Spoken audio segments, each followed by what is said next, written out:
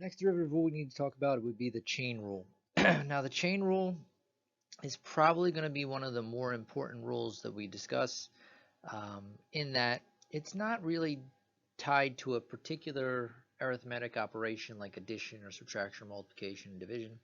It's more about a type of function which could really run the gamut of multiple operations. And so it's used probably more widely than many of the other derivative rules. And we can use it to help us make our life easier in applying some of the other derivative rules.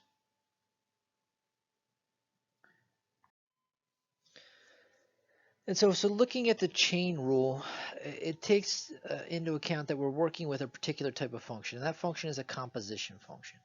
So in pre-calculus, you would have described the composition function notationally as something that looked like this, which you could also write as f of g of x. Now, it doesn't matter what notation you use, but they both represent the composition. The big idea was that it was about order between functions. You took some value, x, you plugged it into, say, g, you would get g of x.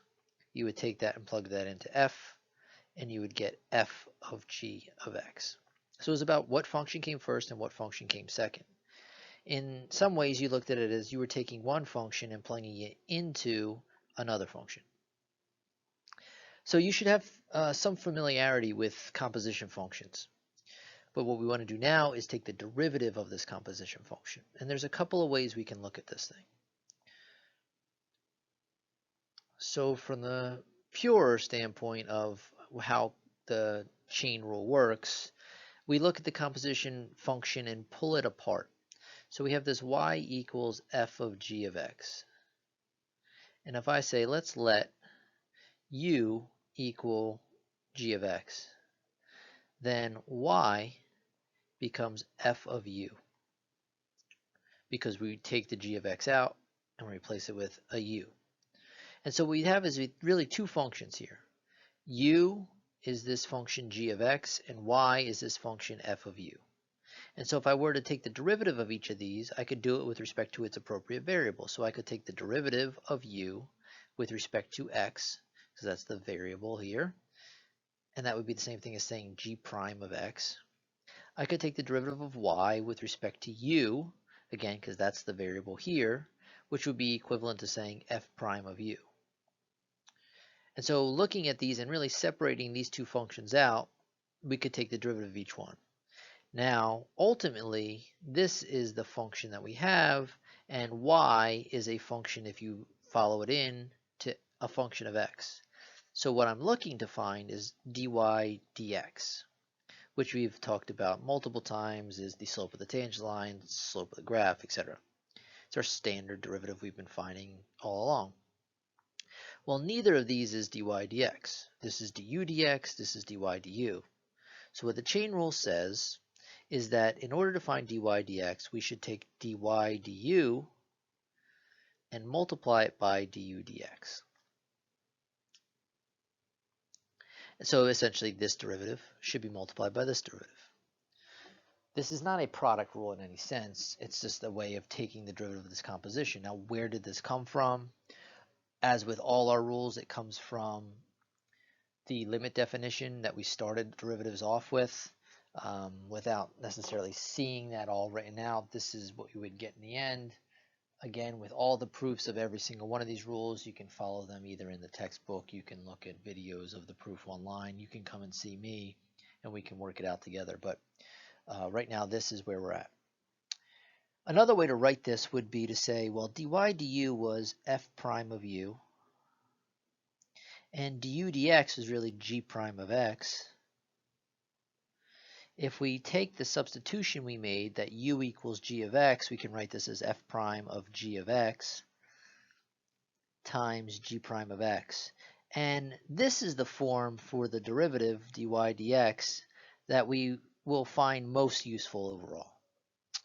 And so if you really take a look at this, when we're taking the derivative of this composition function, we can think of this as the outside function and the inside function. And what the derivative says to do here, which is what we came up with over here, is that I should take the derivative of the outside function of f, but g of x is just going to stay g of x still. That inside function is going to just sit there and do nothing while we take the derivative of the outer function. Then we still have to take into account this inner function, but what we're going to do is we're going to multiply by the derivative of that inner function. So, composition functions. Outside function, inside function. We take the derivative of the outside, the inside stays the same, and then we multiply by the derivative of the inside. And so that pattern that you're going to use for the chain rule is really what you need to get used to. I mean, ultimately it's two derivatives multiplied together if we kind of separated it out, but the easier way is to not separate it out. Just think of it as outside function, inside function, and move towards the derivative. So here are two prime examples that use the chain rule. So first thing to get good at using the chain rule is you have to recognize that you're looking at a composition function. And so that's probably going to be one of the biggest hurdles you're going to need to jump over would be that. And how do you recognize you have a composition function? Parentheses help a whole lot. Remember, a composition function is one function inside of another. So if you look at this, if I cover this up, I have something raised to a power. So in this case, you can think of this is my outside function. There's something plugged into this power. So the power is the outside. Now, what was inside is the inner function. So in a way, this is the f and this is the g. And so if we're going to take the derivative, what I do is I say, okay, cover this up. We have something raised to a power. How do we take the derivative of something raised to a power? Well, we would use the power rule. The power would come out to the front. The new power would be 2. And that would be applying the derivative of the outside function. Now, chain rule says that while you do that, the inside function should just sit there and not change. But then eventually we got to take the derivative of the inside function, so what we do is we multiply by the derivative of the inside function. In this case, the derivative of x squared plus 5 is 2x. And so that's how we take the derivative of this using the chain rule. Now we would simplify this. We take these are all multiplied, so I'll multiply these two together. I'll get 6x. I get x squared plus 5 squared. And that's it. But nonetheless, that's just simplifying. This right here is your derivative step. Here's another one. First thing I'm going to do, similar to what we've seen before, is I'm going to take this root and I'm going to write it as a power. Cube root is 1/3 power.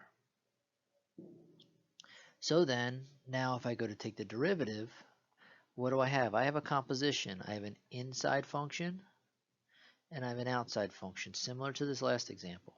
The power being the outside function, this polynomial being the inside. So I work with the outside function first.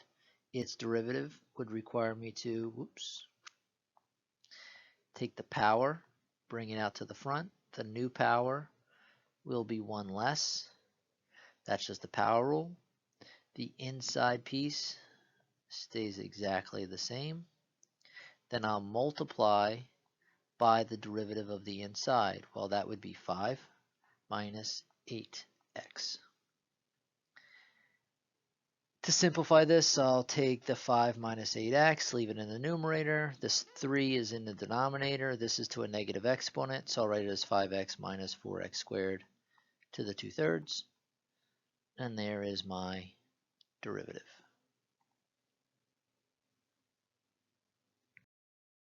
So you see with the chain rule, there's a similar pattern to a lot of these examples, at least the ones we're seeing right now. Eventually, as the functions start to change, we learn about different types of functions and their derivatives. This will slightly alter in its pattern, but right now, a lot of this deals with power functions. So looking at this example, I could rewrite this function as x squared plus 1 to the minus 3. If I left it like this, you might start thinking quotient rule. But by writing it like this, This looks a lot like the previous examples. I have something raised to a power. And that's not just an x raised to a power, it's a function of x raised to a power. So when I go to take the derivative, the power will come out to the front, the new power is one less, using the power rule, and that's the derivative of the outer function. The inside function stays the same, and then I multiply by the derivative of the inside function. In this case, the derivative of x squared plus 1 is 2x. And there's my answer. Not my best answer, I'll simplify it, I'll get negative 6x, that's this times this, over x squared plus 1 to the fourth.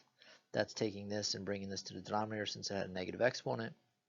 But pretty easy derivative to do once you learn the chain rule. If you didn't know the chain rule, this would be much more difficult. Now this one's got a little bit more going into it. Now we're going to start twisting in some of the older rules that we've looked at so far. In this case, product rule and chain rule are going to be involved in taking the derivative here. First thing I'm going to do though is I'm going to rewrite this as x cubed times 2 minus x squared to the 1/2. Now, ultimately what I have here is a product. There's two parts to this product. There's the x cubed, and then there's this function to the 1/2 power. So if I'm going to take the derivative, I really need to use the product rule, which would require me to take the derivative of x cubed times the 2 minus x squared to the 1/2 plus the derivative of 2 minus x squared to the 1/2 times x cubed. Okay, so what do we get? Well, if we have to take the derivative of x cubed, that should be no problem. That's going to be 3x squared. We have this 2 minus x squared to the 1/2 sitting here. Plus, now we got to take the derivative of this piece. Well, in order to take the derivative of that piece, we're going to use the chain rule to do it. Why? Because we have something raised to a power. So, what are we going to get there? Well, that's going to be 1/2 now to the minus 1/2. The 2 minus x squared stays the same, times the derivative of the inside is going to be minus 2x. But then that, which is the derivative of this whole thing, has to be multiplied by x cubed. So now this entire piece is my derivative of this function here. I got to do a little bit of simplifying, in which case I have 3x squared times 2 minus x squared to the 1/2 plus, this is in the denominator, negative exponent pulls this to the denominator. These two will stay in the numerator, so this plus is actually going to be a minus 2x to the fourth over 2 times 2 minus x squared to the minus 1/2. I could then cancel this 2 and this 2, so ultimately I end up with 3x squared times 2 minus x squared to the 1/2 minus x to the fourth over 2 minus x squared to the positive 1/2. Back here this should have been a positive 1/2 because I took the minus 1/2 and brought it to the denominator. I could keep going with this, how far you want to simplify this thing, how far you want to take it, how many different ways you want to write it. Depends on what you want to do with it. Maybe we want to take this whole thing and write it as a single fraction. We would have to find a common denominator. But for right now, that is far enough. Here's another one. What we have here is very similar to every single one so far. We have something raised to a power. This something in here is our g, and this is our outside function f. So if we're going to take the derivative, we do the outside function first. That would be the power rule. The inside function stays the same. Then we have to multiply by the derivative of the inside. Well, this inside piece that we're going to take the derivative of now, that's a quotient. So if we're going to do the quotient rule, we're going to get the derivative of the numerator, which is 1, times the denominator, minus the derivative of the denominator, which is 1, times the numerator, all over the denominator squared. Notice that when you multiply this out, this negative multiplies in here, I get x plus 3 minus x minus 2. These two x's cancel. This gives me 1. So if I look at what this derivative gives me, I have 2 times x plus 2 times this. If I could just go straight across this numerator of the fraction, but that equals 1. I could write 1, or I could not write it at all, over this times this. Well, since they're the same base, I'm going to have x plus 3 to the third. And so there's my derivative. In this case, it was a chain rule problem with a quotient rule embedded inside it, because the inside was a quotient. Okay, so find all points on the graph of f of x for which the derivative is 0 or does not exist. This question will be very important in the upcoming parts of the semester. For right now, it's just a matter of getting practice with taking derivatives, but this question and this question, where does the derivative equal 0, where does the derivative not exist, will definitely play a role as we move forward. But in order to figure out where the derivative equals 0 or does not exist, we have to find the derivative. So if I look at f of x equals x squared minus 1 squared and then cube root, I can write that as 2/3 power. If I go to take the derivative of it, I could use the chain rule. The 2/3 comes out. The new power would be 1 less than this, which would be minus 1/3.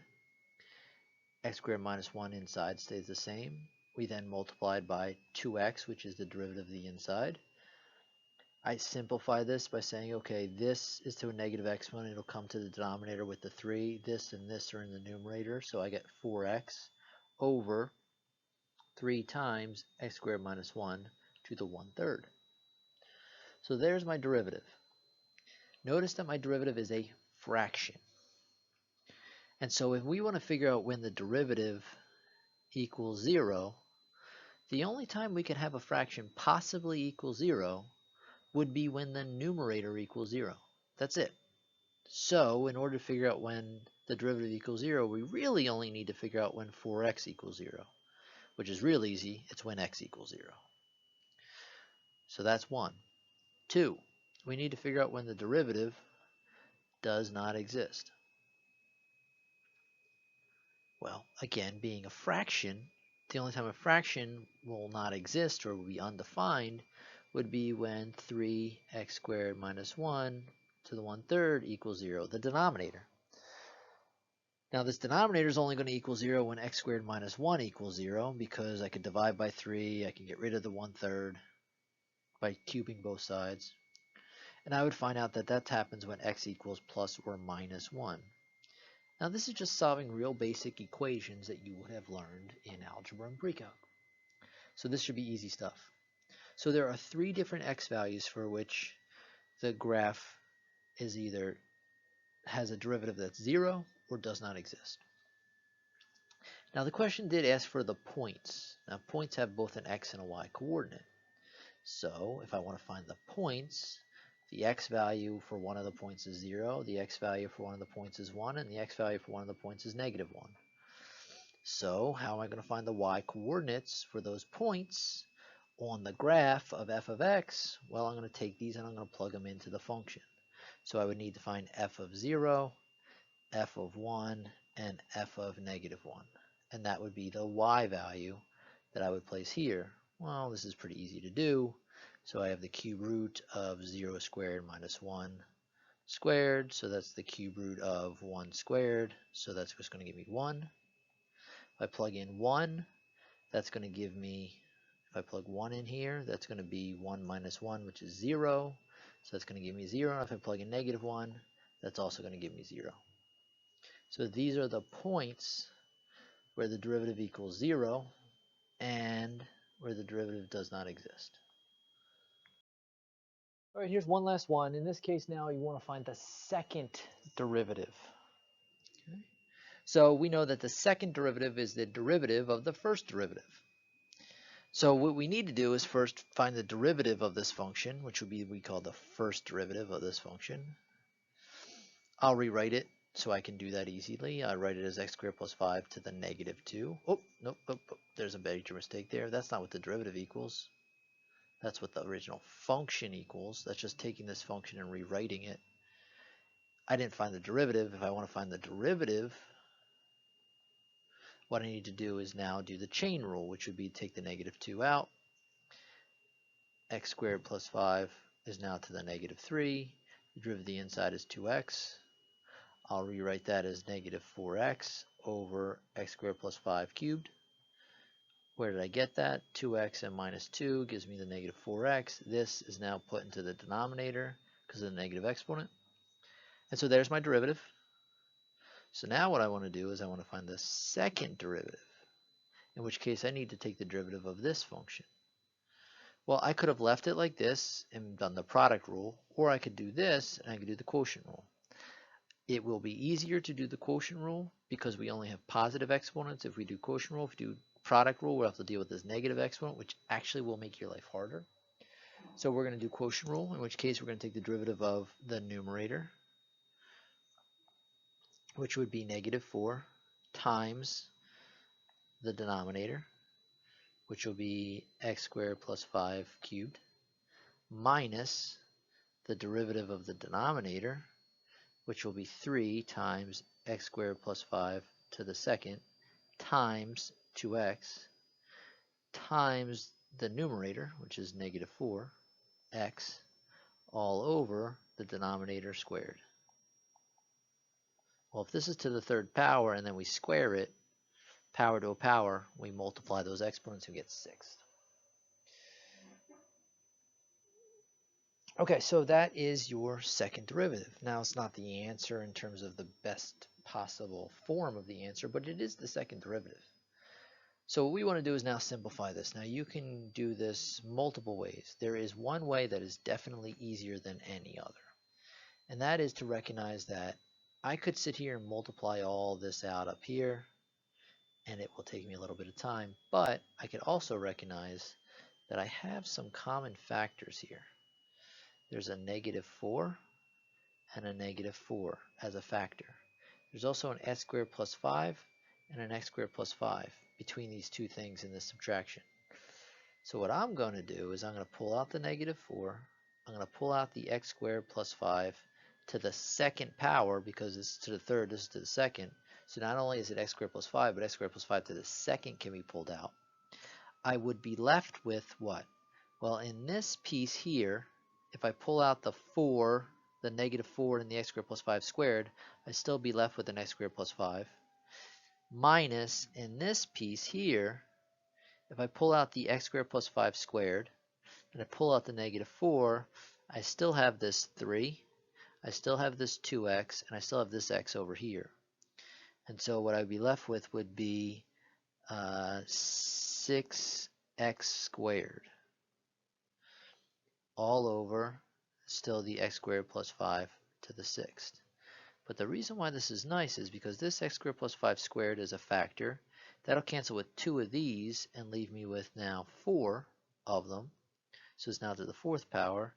This is real easy to bring together, and I end up with negative 4 times 5 minus 5x squared over x squared plus 5 to the fourth. That is your easiest bet. And when it comes to second derivative and quotient rule, which is what was happening here with this one, this is something that you're going to look for, is that there's going to be common factors between the two pieces of the subtraction that could help you simplify this a lot quicker. The other option would be to multiply all this out, take this cube, multiply this cube out, multiply all this out, then collect like terms. And it's going to take you forever. This factoring way gets it done so much quicker, but it takes a while to get used to it.